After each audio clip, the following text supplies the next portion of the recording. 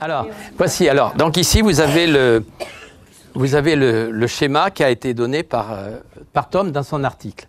Vous voyez qu'il y a 12 rangées, et de chaque côté, à l'est et à l'ouest, ce qu'on appelle des cromlechs. Ce sont des ovales mégalithiques.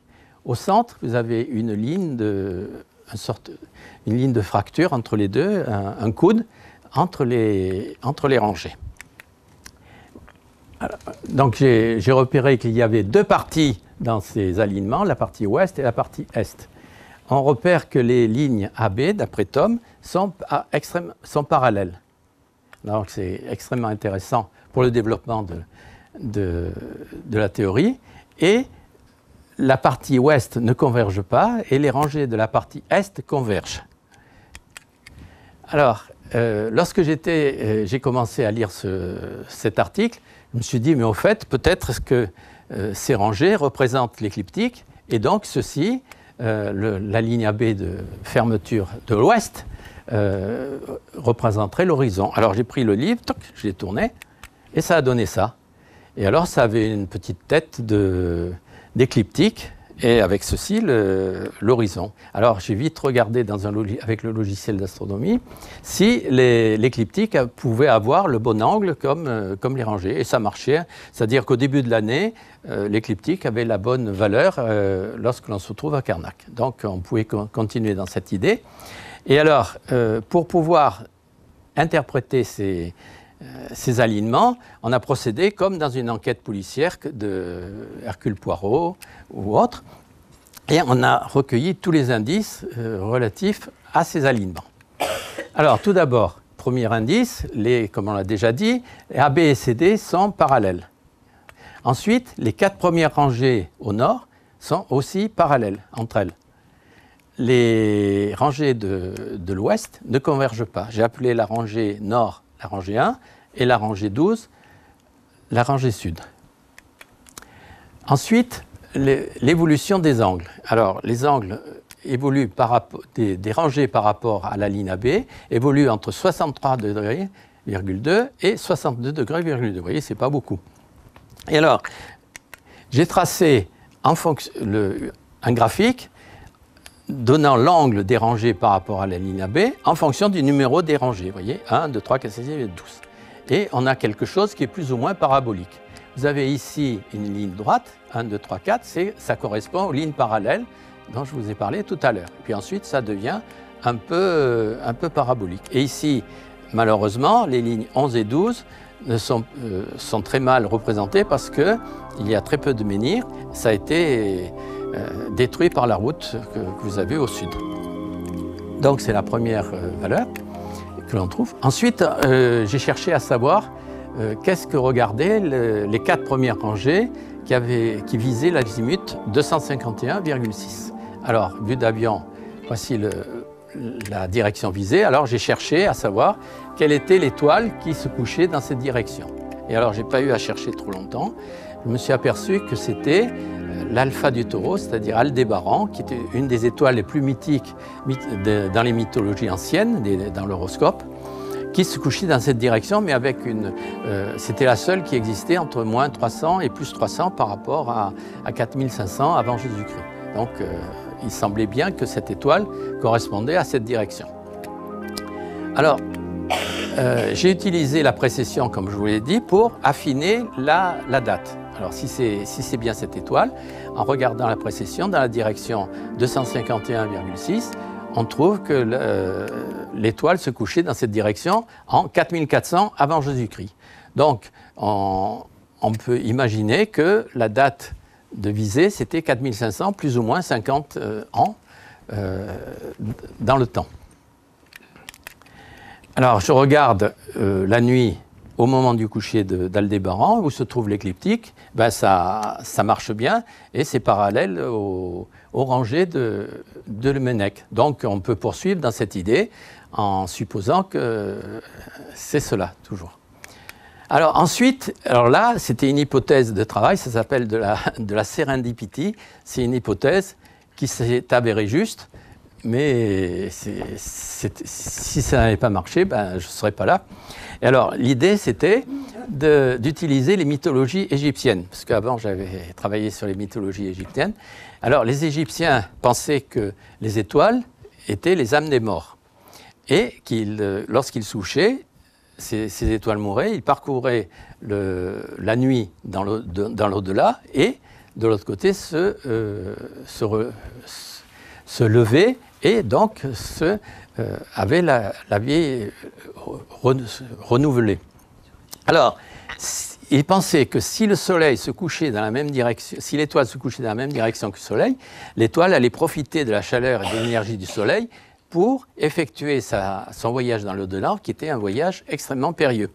Et alors, donc, j'ai regardé dans quelle direction le Soleil se couchait en 251,G et j'ai trouvé le 21 mars. Voilà ce qui se passait, le Soleil se couche, et ensuite, à peu près 1 heure après, Alpha du Taureau, Aldébaran, se couche dans la même direction. Donc, on trouve une date dans l'année, qui est le 21 mars, 4400, mais plus ou moins 50 ans. Et voici le schéma, c'est-à-dire le Soleil couché, Aldébaran se couche, et l'écliptique a toujours la bonne valeur, donc c'est bien. Et on voit apparaître la constellation des Gémeaux, qui va avoir une valeur mythologique très importante dans la suite. Alors, c'est bien joli d'utiliser les logiciels d'astronomie parce qu'ils vous définissent facilement l'écliptique, mais à l'époque, il n'y avait pas de logiciel. Donc, pour définir l'écliptique, les anciens utilisaient 2 planètes brillantes, ils traçaient une ligne entre les deux, et à ce moment-là, ils savaient où se trouvait l'écliptique. Alors, donc j'ai imaginé que pour trouver l'écliptique, les anciens, les constructeurs de Carnac, avaient utilisé les 2 planètes les plus brillantes qui sont Vénus et Jupiter. Or, les astronomes là savent que Vénus et Jupiter sont en conjonction, c'est-à-dire qu'ils se rapprochent tous les 24 ans dans une région du ciel déterminée. Par exemple, autour des Gémeaux. Alors j'ai regardé où il y avait la prochaine conjonction et je n'ai pas eu à chercher trop longtemps, c'est-à-dire que 8 ans après 4400, en 4392 avant Jésus-Christ et le 21 mars, puisque j'avais défini que c'était le 21 mars, j'ai trouvé que Vénus et Jupiter se trouvaient dans le coin et de part et d'autre des Gémeaux. Et pratiquement, immédiatement, on trouve que la ligne joignant Vénus et Jupiter, c'est quasiment l'angle de la première rangée. Et donc, en cherchant un peu, on trouve que pour une hauteur de Vénus de 18 degrés par rapport à l'horizon ouest, on trouve un angle de 63,2 degrés, qui est justement l'angle de la première rangée. Alors, très intéressé, on continue à faire ça, et on fait ça pendant 12 jours consécutifs, et on trace la ligne qui joint Jupiter à Vénus pendant 12 jours consécutifs pour une hauteur de Vénus de 18 degrés. Et ça marche parfaitement, comme vous allez le voir. Le dernier jour, c'était le 12e jour. Pourquoi se sont-ils arrêtés à 12 jours? C'est parce que, je pense, qu'il y avait 3 ou 4 phénomènes concomitants. Premièrement, Vénus entrait dans les Gémeaux. Deuxièmement, la Lune aussi était dans les Gémeaux. La veille, comme elle se déplace d'environ 15 jours par jour, la Lune était ici la veille et le lendemain est ici. Donc elle se trouvait dans les Gémeaux. Donc c'était un beau motif d'arrêter. Et aussi, l'étoile dont je vous ai parlé, la supernova qui était sous forme d'une étoile géante bleue, était en train de se coucher. Le lendemain, on ne la voyait plus. Donc c'était 3 bonnes raisons pour s'arrêter. Donc je pense que c'est pour cela qu'il s'est arrêté à 12. Et alors, ensuite, j'ai tracé les courbes données par les logiciels d'astronomie, après des calculs d'astronomie, pour 3 hauteurs de Vénus, 16, 18 et 20 degrés. Et alors, on constate que pour la hauteur de 18 degrés, ça marche parfaitement sur le... Ici, ça ne marche pas parce que les rangées ne sont pas très mal définies. Ici, vous avez les 4 rangées parallèles, et de là à là, vous avez à peine 1/10 de degré. Donc, ça valide les rangées parallèles, parce qu'on n'est pas quand même à 1/10 de degré près. Vous voyez la précision qu'il y a dans les mesures et dans les rangées. Alors, pourquoi 18 degrés? C'est parce que tout simplement, c'est la hauteur de la constellation des Gémeaux qui avait une valeur très importante dans les mythologies funéraire de l'époque. Alors, je me suis demandé comment ont-ils fait pour enregistrer les données, c'est-à-dire enregistrer les 12 angles pendant 12 jours consécutifs sur les deux planètes, Vénus et Jupiter, et ensuite les mettre sur le sol. Alors j'imaginais qu'ils ont fabriqué un cadre de visée en bois qui a à peu près 2,50 m de large et environ 3,50 m de haut, et ils utilisaient des cordelettes de 4 mm de diamètre pour les poser sous la direction de l'astronome qui était ici, pour les poser sur Vénus et Jupiter et pour tracer la ligne qui joignait donc Vénus et Jupiter. Et ils ont effectué ça pendant 12 jours. Alors, ils avaient un viseur, ici de là à là, il y a à peu près 2,50 m. Ils ont posé une ligne horizontale qui donne l'horizon depuis le viseur. Ici, c'est la hauteur de 18 degrés pour Vénus. Et là, vous avez une ligne qui correspond à la dernière position de Jupiter. Donc ici, horizon, Vénus à 18 degrés et le dernier jour, le 12e jour, la position, une cordelette horizontale pour la position de Jupiter. Alors, ça ressemble beaucoup aux alignements de Carnac, ici. Donc, je me suis dit, si c'est les alignements de Carnac, ça va donner des figures homothétiques entre le cadre de visée et les valeurs sur le terrain. Donc, ce sont des figures semblables, ce qu'on appelle. Alors, on mesure sur le schéma de Thom la longueur AB qui est égale à 115 mètres, la longueur AC qui est égale à 460, on divise AC par AB, on trouve une valeur de 4. Ensuite, on fait ça sur le cadre de visée avec les logiciels d'astronomie et les calculs astronomiques.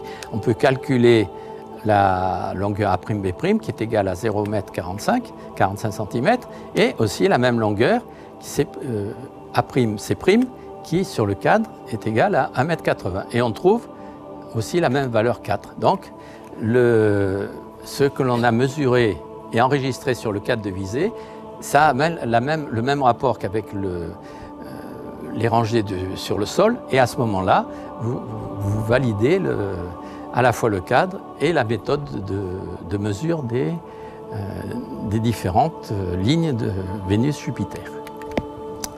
Alors maintenant que l'on a trouvé comment avaient été réalisées les mesures sur le ciel pour réaliser les rangées, on va chercher quelle est la direction de l'axe ovale mégalithique qui se trouve à l'ouest et que l'on appelle Cromwell, que Thom a appelé Cromwell. Alors pour pour trouver cet axe, j'ai utilisé l'ordinateur, j'ai fait comme si c'était un transparent. On met sur le premier transparent les menhirs qui ont été relevés par Thom, ensuite on le retourne, donc ça fait une figure symétrique, et ensuite on cherche à faire coïncider les menhirs en éteignant toutes les lignes de couleur données par l'ordinateur. Ensuite, quand on a superposé ces deux menhirs, ces deux séries de menhirs, le direct et le symétrique, on rallume les lignes et l'intersection de toutes ces lignes donne l'axe du Cromwell. On refait ça plusieurs fois et on s'aperçoit qu'on arrive à avoir une précision assez importante parce que l'axe est mesuré, l'erreur correspond à ça. Donc on prend le milieu, on repère soigneusement le menhir du haut, le menhir du bas et on le reporte sur le dessin. À ce moment-là, on trace l'axe de l'ovale et à ce moment-là, on a la grande surprise de repérer que l'axe que l'on a mesuré passe rigoureusement par le point B qui a été déterminé par Thom, mais à partir des rangées. Autrement dit, les gens avaient bien travaillé et avaient réussi à fabriquer l'axe d'un ovale en menhir qui passait rigoureusement par le point qu'il faut. Et alors, deuxième surprise, on mesure l'angle entre l'axe et la valeur AB, et la ligne AB, et qu'est-ce qu'on trouve? 47,6 degrés. Et 47,6 degrés, c'est la latitude de Carnac. C'était marqué sur l'image. C'était marqué sur l'image. Autrement dit, 47,6, c'est la hauteur du pôle Nord et c'est la latitude du lieu. Et c'est fondamental parce qu'à ce moment-là, c'est le premier GPS de l'histoire parce qu'ils ont pu déterminer la latitude du lieu et la hauteur du pôle Nord. Donc, c'est vraiment une mesure extraordinaire.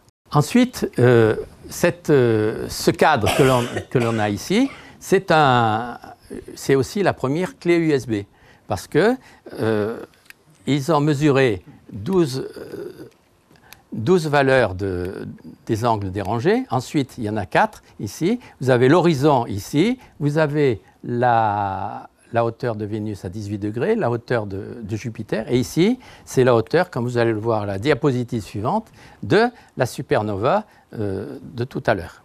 Et alors, comme un cadre, ça représente 16 nombres, 12 plus 4, et qu'un nombre, ça représente 2 octets, à ce moment-là, la taille du cadre, c'est égal à 32 octets. Et vous pouvez comparer avec une clé comme ça USB actuelle qui vaut 32 gigaoctets, ça veut dire 32 milliards d'octets. Donc depuis l'époque, ça a augmenté, mais enfin, vous savez qu'il y a une loi de Moore, et donc ça peut, depuis 6400 ans, ça s'est amélioré.